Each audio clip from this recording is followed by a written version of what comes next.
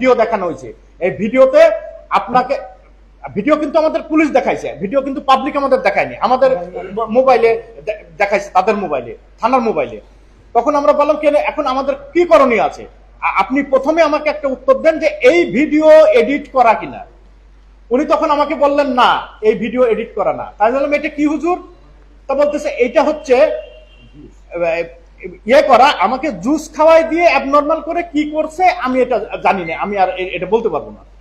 তাই আমি বললাম ঠিক আছে হুজুর, আপনি ন্যায় অন্যায় কি করেছেন আমার কাছে কোনো প্রশ্ন এটা নিয়ে আপনার আমি করবো না, বা আপনার বিরুদ্ধে আমার নাই, এটা আইন বসবে, ইয়ে বসবে, আমাদের বিএড বসবে, আপনারা বসবেন, এটা নিয়ে আমাদের প্রশ্ন নাই। কিন্তু আমার প্রশ্ন, যেহেতু মার্কেট কমিটির আমি সেক্রেটারি, আমার সভাপতি প্রেসিডেন্ট আছে, আমাদের আপনার কাছে প্রশ্ন একটাই, ভিডিওটা অলরেডি ভাইরাল হয়েছে, এই ভাইরাল হওয়ার মুহূর্তে আমাদের ম্যাক্সিমাম মার্কেটের মধ্যে ইম্প্যাক্ট করছে। মুসল্লি তো ম্যাক্সিমাম মার্কেটেরই, তাই না? মার্কেটের যারা দোকানদার আছে প্রতি মাসে বেতন দিয়েই কিন্তু ওই মসজিদ চলে, প্রতি মাসে প্রত্যেকটা দোকানদার কিন্তু চাঁদা দেয়, তাদের ইসে চলে। তারা এখানে মেজরিটি পার্সেন্ট নামাজ পড়বে না, হয়তো 1% লোকও আছে, ওনার ব্যক্তিগত লোক থাকতে পারে, তারা হয়তো পড়তে পারে, কিন্তু 99% মানুষই ওনার সঙ্গে নামাজ পড়বে। আমি বললাম তাহলে একটা কাজ করেন হুজুর, আপনি আপাতত দেখা গেল কি আপনি সম্মানিত ব্যক্তি, আপনি মান সম্মান আছে, একজন এটা পিছন থেকে একটা কথা বলে বসলে আপনার একটা মান সম্মান, আপনি আপাতত পরবর্তী সিদ্ধান্ত না হওয়া পর্যন্ত আপনি নামাজ পড়ায় না। পরের দিনই তৎকালীন মসজিদ কমিটি মিটিং ডেকে উনাকে আপনার বহিষ্কার রাখে। বহিষ্কারের পরে চলতেছে, কিন্তু উনি ওখানে নামাজ পড়াবেনি, একাধিকবার ইমাম, একবার ডাকবাংলা মসজিদে বসেন, একবার অন্য জায়গায় বসেন, এবং উনি অত্যন্ত জানেন যে আমাদের হিরাজ মার্কেটের মধ্যে যারা ব্যবসায়ী আছে তাদের থেকেও ধনী ব্যক্তি উনি। ওনার কিন্তু অনেক টাকা পয়সা, অনেক দোকানপাট, ব্যবসা বাণিজ্য আছে। এখন উনি তো আসলে টাকারে টাকা থোড়াই কেয়ার করে না, ওই মহিলার আপনার যাতে কেসটা না হয় থানায়, সেটা উনি তদবির করে উনি ডিআইজি না কাকে দিয়ে উনি যাতে থানায় মামলা নয় সেটা উনি বন্ধ করছে। সাথে সাথে উনি এটা প্রচার করছে মার্কেটে এসে, আমার পিছনে নামাজ পড়বে না, ডিআইজি সাহেব নাম চাইছে সেগুলো সেই সময়। তা আমি প্রথমে বললাম, শোনার পরে আমার নামটা প্রথম লিস্ট করেন, যে আমি আসলে আপনার পিছনে নামাজ পড়বো না, আপনাকে শ্রদ্ধা করতাম, কিন্তু এই ভিডিও দেখার পরে আপনার সামনে নামাজ পড়বো না। এই সমস্ত ভয়ভীতি অনেকদিন উনি চেষ্টা করতেছেন, এবং যে স্টেপটা আমরা নিছিলাম, আমরা মসজিদের 4 জন মুরব্বী দিয়ে একটা তদন্ত কমিটি করে দিয়েছিলাম যে দেখেন তো ঘটনাটা কি। তারা কিন্তু পুলিশের কাছ থেকে মহিলার ঠিকানা নিয়ে মহিলার সঙ্গে কথা বলছে, মহিলার সঙ্গে তার কিন্তু ঘটনা যে হঠাৎ করে হয়েছে ব্যাপারটা তা না, ওই মহিলার কাছে 5-6 বছরের সম্পর্ক।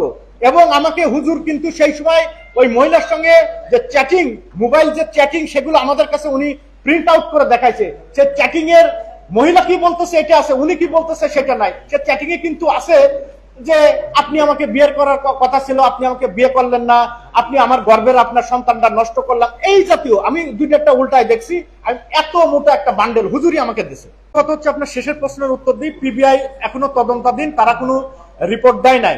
দ্বিতীয়ত আপনি যেটা বলছেন, ব্যক্তিগতভাবে ওই মহিলাকে আমি চিনি না, এখনো চিনি না, মহিলাকে চিনি নাই। আর একটা প্রশ্ন আপনি করেছেন যে আমরা যে 4 জনকে দিয়ে জানতে চেয়েছিলাম যে ঘটনা, তারা মোটামুটি জিস্ট হওয়ার পরেই তো, শোনার পরে মোটামুটি কনফার্ম হওয়ার পরেই তো আপনার তাকে বহিষ্কার করছে মসজিদ কমিটি।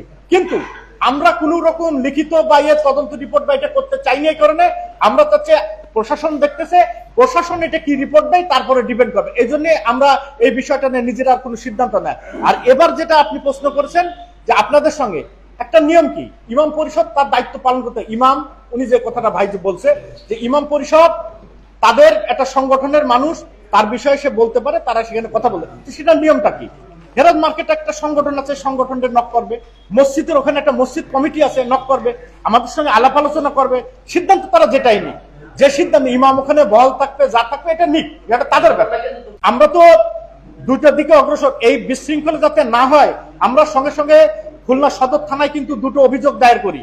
একটা হচ্ছে মসজিদ কমিটির পক্ষ থেকে, না সেখানে আমাদের আলাপ আলোচনার মাধ্যমে গতকালকে সকালেও ওসি সাহেব আমাদের ডাকছিলেন, ডেকে আমাদের বললেন ওনাদের সাথে কথা হয়েছে, আপনাদের শান্তি, ওনারা আপনাদের ওখানে যাবেন না, আর আপনারা ইমাম যে নিয়োগটা দিচ্ছেন এটা আপাতত স্থগিত করে, পুলিশ কমিশনার সাহেব বলছেন এটা কয়েকদিন পরে আমরা একটু আলাপ আলোচনা করে ওইটা আপনারা, হলো কোনো প্রবলেম নাই, আমরা এখনই আজকে পত্রিকায় মারফতে জানাই দিচ্ছি অনিবার্য কারণ।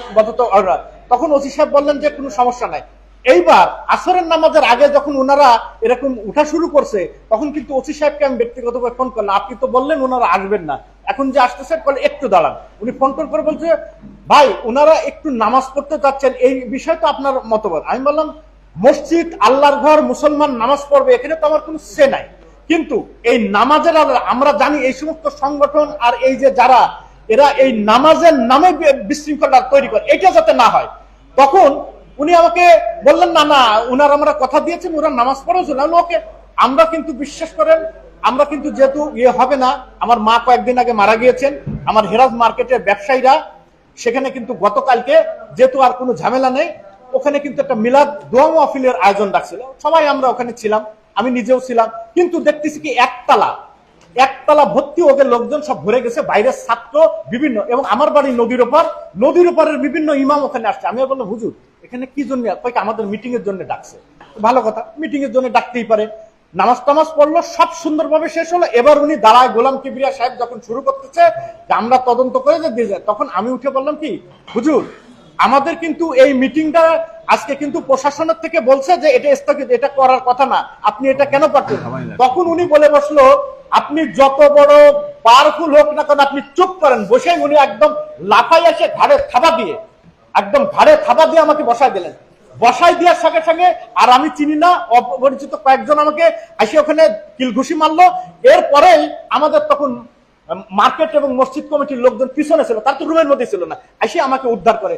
এবং তখন তারা এক চেটিয়া যা বিশৃঙ্খলা যেটা হয় নর্মাল ঘটনা হচ্ছে এই